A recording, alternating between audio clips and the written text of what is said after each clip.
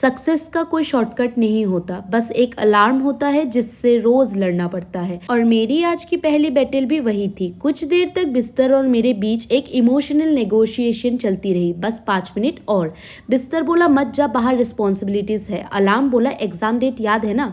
और मैं दोनों के बीच पॉलिटिकल साइंस की कोalition गवर्नमेंट बनी हुई थी। फाइनली मैंने आंखें मली, हाथों को रब करके थोड़ी वार्मथ आंखों पर रखी, जैसे बॉडी को ऑफिशियली नोटिस भेज रही हूँ, मैडम लाइफ शुरू हो चुकी है। और फिर समहाउ मैं उठी गई।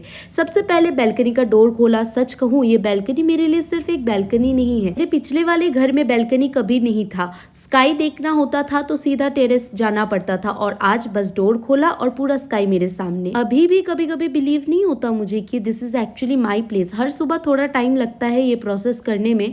लाइफ कब चेंज हो गई पता ही नहीं चला। फनी थिंग इज मैं ही तो हमेशा शिफ्टिंग और न्यू बिगिनिंग्स के सपने देखती थी, और जब वो फाइनली मिल गया तो ब्रेन बोल रहा है loading, please wait. I guess that's how change works. हम उसे मांगते बहुत है, बट जब वो आ जाता है एक्सेप्ट करने में भी थोड़ा वक्त लगता है। इसीलिए अब डिसाइड किया है रेजिस्ट नहीं, रिसीव करना है। थोड़ी ग्रेटिट्यूड, थोड़ा एक्साइटमेंट और थोड़ी सी डिसबिलीफ के साथ। चलो इमोशनल सीन खत्म, अब रियलिटी चेक।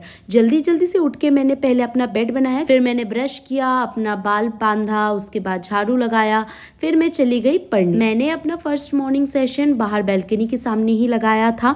ऑनेस्टली रूम के अंदर बैठने का मन ही नहीं था, तो बुक्स उठाई और सीधा बैल्कनी। और बाहर वैसे भी बहुत ज्यादा ठंडी हवा चल रही थी सुबह सुबह। आज का कंपेनियन था क्लास 11th NCERT और चैप्टर द गुप्ता पीरियड। वैसे स्टडी की बात चल रही है तो एक चीज मेंशन करना चाहती हूँ। काफी दिनों से मुझे कमेंट्स और DMs आ रहे थे कि दीदी सारथी IAS का 2028 फाउंडेशन बैच कब स्टार्ट हो रहा है। तो फाइनली उसका अपडेट आ गया है। सारथी IAS 2028 फाउंडेशन कोर्स बैच 3 13 जुलाई से स्टार्ट हो रहा है। मैं सिर्फ इसलिए बता रही हूँ because I have personally studied from Sarathi IAS। मैंने उनका MMP लिया था, उसके बाद प्रीलिम्स नेविगेटर भी ज्वाइन किया था। So I am not recommending it just because I have heard about it, I have actually experienced it. जो चीज़ मुझे पर्सनली सबसे अच्छी लगी वो उनका मेंटरशिप सिस्टम था। सिर्फ क्लासेस खत्म करके लीव नहीं कर देते हैं। अगर आप जेन्युइनली पढ़ने वाले स्टूडेंट हो, they actually guide you, push you and keep you accountable. कभी स्ट्रैटेजी का डाउट हो या कभी प्रिपरेशन ट्रैक से बाहर जा रही हो, दे जेन्युइनली ट्राई टू हेल्प। और टीचर्स भी कॉन्सेप्ट्स को इतना सिंपल बना देते हैं कि डिफिकल्ट टॉपिक्स भी मैनेजेबल लगने लगते हैं। मुझे उनकी टीचिंग्स का प्रैक्टिकल अप्रोच काफी पसंद आया था। इस बैच का लिंक मैं डिस्क्रिप्शन बॉक्स में डाल दूंगी, और मेरा कूपन कोड ORA10 यूज करने से आपको 1000 का एडिशनल डिस्काउंट मिल जाएगा। और इतनी पढ़ाई के बाद टाइम था एक नए एक्सपेरिमेंट का। आज किचन में एंट्री हुई मेरी और मेरे मास्टर शेफ भैया की। यहाँ हम दोनों वीडियो देख रहे थे कि इसको बनाना कैसे है। सच बताऊं मैं इतनी लकी सिस्टर हूँ कि मेरे लाइफ का पहला एवोकाडो भी मेरे भाई ने ही इंट्रोड्यूस कराया। इसको काट के जब मैंने खाया था तो सच में ये इतना टेस्टलेस था। इसमें ना कोई टेस्ट था, ना मीठा, ना खट्टा, ना तीखा। बस एवोकाडो अपनी लाइफ पीसफुली जी रहा था। तो मैंने सोचा इसमें पर्सनैलिटी तो हमें ही डालनी पड़ेगी। फिर शुरू हुआ असली मेकओवर। इसमें मैंने टमाटर डाला, हरी मिर्च डाली, सॉल्ट डाला, थोड़ा सा चाट मसाला और फाइनली एक जेनरस स्क्वीज ऑफ लेमन। उसके बाद मैंने फर्स्ट बाइट लिया। यम यम यम यम यम। ऑनेस्टली एक्सपेक्टेशन से काफी ज्यादा टेस्टी निकला। अब समझ आया लोग इतना एवोकाडो टोस्ट के पीछे क्यों पागल होते हैं। अगर आपने कभी ट्राई नहीं किया, एटलीस्ट एक बार जरूर बनाना। बस एक एडवाइस, एवोकाडो को अकेले मत खाना, उसे भी थोड़ा सपोर्ट सिस्टम चाहिए होता है। पेट पूजा खत्म करने के बाद अब दोबारा दिमाग की पूजा करने का टाइम आ गया था। So I sat down for my next study session.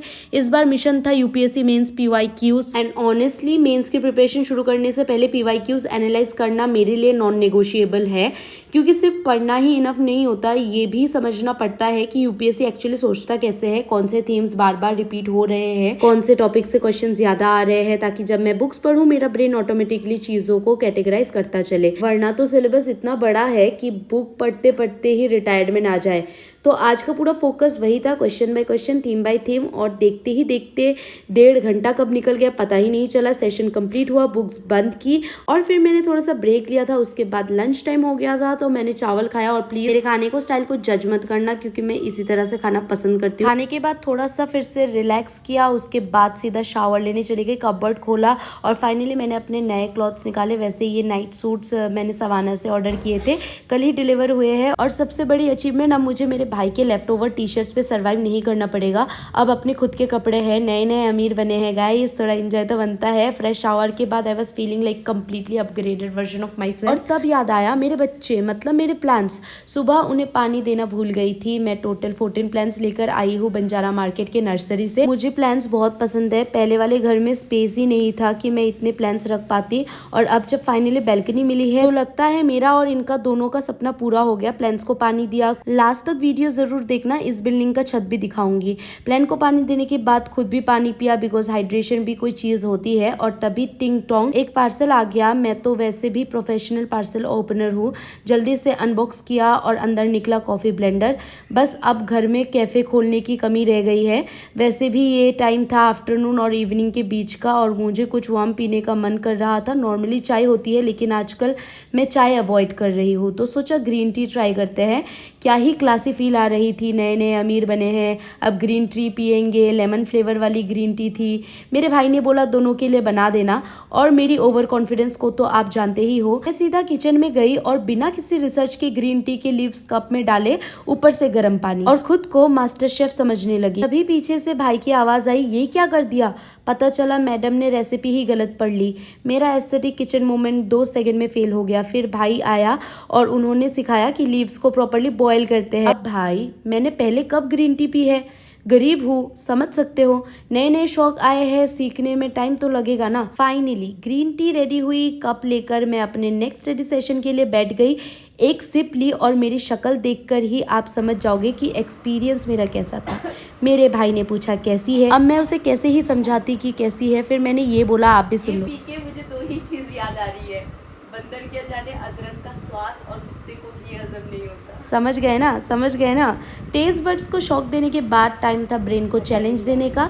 इस सेशन में मैंने दिशा पब्लिकेशन की पीवाईक्यू बुक उठाई और क्वेश्चन सॉल्व करने बैठ गई। ऑनेस्टली पीवाईक्यू सिर्फ क्वेश्चंस नहीं होते, वो यूपीएससी के दिमाग का ट्रेलर होते हैं।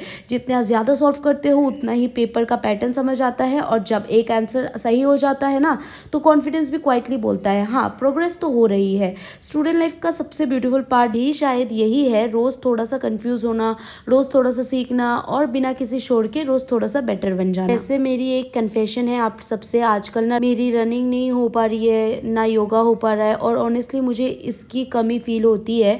लेकिन पिछले कुछ दिनों में लाइफ ने इतना फास्ट फॉरवर्ड बटन दबा दिया है। शिफ्टिंग, नया रूम सेट करना, एडिटिंग, रोज़ एक शॉर्ट्स अपलोड करना, और साथ ही अपने दूसरे चैनल को भी एक्टिव रखना। It's honestly becoming a little hectic. लेकिन एक चीज़ मैंने सीखी है, गोल्स इंपॉर्टेंट है पर हेल्थ उससे भी ज़्यादा, क्योंकि नोट्स दोबारा बन सकते हैं लेकिन बॉडी का रिप्लेसमेंट नहीं मिलता। So yes, very soon running और योगा ऑफिशियली कम बैक करेंगे। अब आपने अगर इतना तक वीडियो देख ही लिया है तो आगे भी देख लेना, क्योंकि मैं आगे आपको अपना छत दिखाने वाली हूँ। आज यहाँ मैं अपना करंट अफेयर्स का लेक्चर देख रही थी, द हिंदू एनालिसिस डेली, और ये दीपक यादव सर के चैनल से देखती हूँ यूट्यूब में। आप लोग हर बार कमेंट में पूछते रहते हो तो मैंने बता दिया है, इसीलिए लगभग 45 मिनट्स टू 1 आवर तक का सेशन रहता है। अगर आप बिगिनर हो और सोचते हो कि हिंदू जो एनालिसिस है वो हम बाद में भी कर लेंगे, नहीं, मैं तो बोलती हूँ आप रोज करो, इससे आप करंट अफेयर से जुड़े रहोगे और ये बहुत अच्छा होता है। अब आपको दिखाती हूँ मैं अपना छत, और ये कोई इतना ऐसा बड़ा छत तो है नहीं है जैसा मेरा पिछला वाला छत था, लेकिन ठीक है, मुझे काफी पसंद आया। वैसे और ये शाम के सनसेट का टाइम का वीडियो है, और इस छत पे हाँ मैं अपने मम्मी के साथ खेलने वाली हूँ बैडमिंटन बहुत जल्द, और वो भी दिखाऊंगी आपको। मतलब इस छत पे बैडमिंटन तो खेला जा ही सकता है। और ये देखो सन कितना अच्छे से सेट हो गया है। So yes, this is my new terrace. I know कि ये बहुत बड़ा नहीं है पहले जैसा, लेकिन इतना चल जाएगा, इतने से काम मेरा हो जाएगा। थोड़ा छोटा सा है लेकिन आई विल एडजस्ट, क्योंकि घर तो बहुत बड़ा है। सो येस, आज के लिए व्लॉग को इतना ही रखते हैं। आपको वीडियो पसंद आया होगा, अगर पसंद आया तो do like, share and subscribe to my channel. Yes, I will meet you soon in the next vlog. अगर आपको कुछ भी क्वेश्चन पूछना हो, do not hesitate to ask me in the comment section. I will definitely try to address them. चलो bye, take care.